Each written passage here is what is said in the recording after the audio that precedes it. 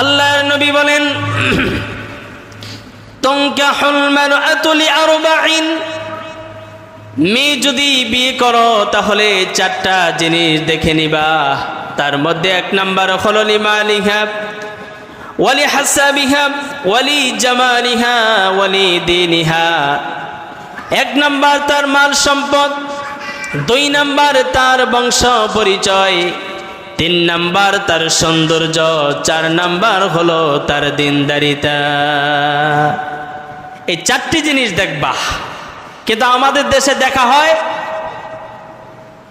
সম্পদ দেখা হয়, দুই নাম্বার দেখা হয় বংশ, তিন নাম্বার দেখা হয় তার সৌন্দর্য চেহারা, কিন্তু ওয়ালি দীনিহা চার নাম্বার যে দিন দারিত্ব